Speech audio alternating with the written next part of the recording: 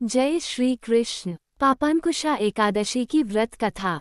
युधिष्ठिर ने पूछा, मधुसूदन, कृपा करके ये बताए आश्विन मास के शुक्ल पक्ष में किस नाम की एकादशी होती है। भगवान श्री कृष्ण बोले, राजन, आश्विन मास के शुक्ल पक्ष में जो एकादशी होती है वह पापांकुशा के नाम से विख्यात है। वह सब पापों को हरने वाली तथा उत्तम है।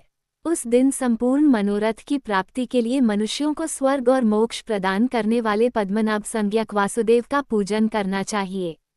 जितेंद्रिय मुनि चिरकाल तक कठोर तपस्या करके जिस फल को प्राप्त करता है वह उस दिन भगवान गरुड़ध्वज को प्रणाम करने से ही मिल जाता है। पृथ्वी पर जितने तीर्थ और पवित्र देवालय है उन सब के सेवन का फल भगवान विष्णु के नाम कीर्तन मात्र से मनुष्य प्राप्त कर लेता है।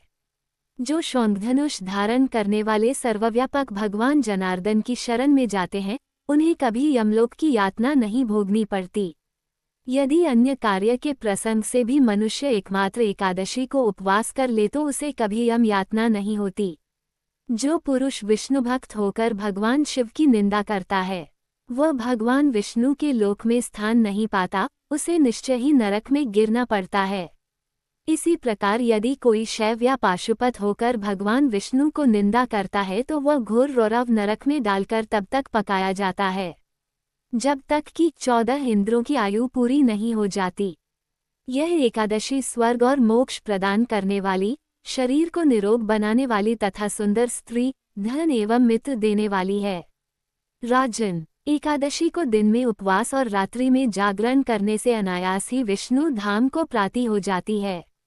राजेंद्र, वह पुरुष मातृ पक्ष की 10 पिता के पक्ष की 10 पीढ़ियों का उद्धार कर देता है।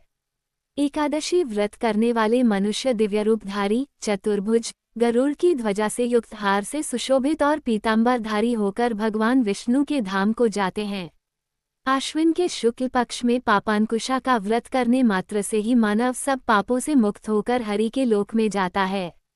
जो पुरुष सुवर्ण, तिल, भूमि, गौ, अन्न, जल, जूते और छाते का दान करता है ये कभी यमराज को नहीं देखता।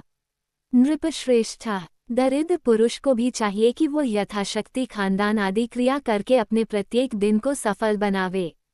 जो होम, स्नान, जप, ध्यान और यज्ञ आदि पुण्य कर्म करने वाले हैं उन्हें भयंकर यम यातना नहीं देखनी पड़ती। लोक में जो मानव दीर्घायु, धनाढ्य, कुलीन और दीर्घायु देखे जाते हैं वे पहले के पुण्यात्मा हैं। पुण्य कर्ता पुरुष ऐसे ही देश जाते हैं। इस विषय में अधिक कहने से क्या लाभ। मनुष्य पाप से दुर्गति में पड़ते हैं और धर्म से स्वर्ग में जाते हैं। धन्यवाद। अगर आपको ये कथा पसंद आई हो तो चैनल को लाइक और सब्सक्राइब अवश्य करें। जय श्री कृष्ण।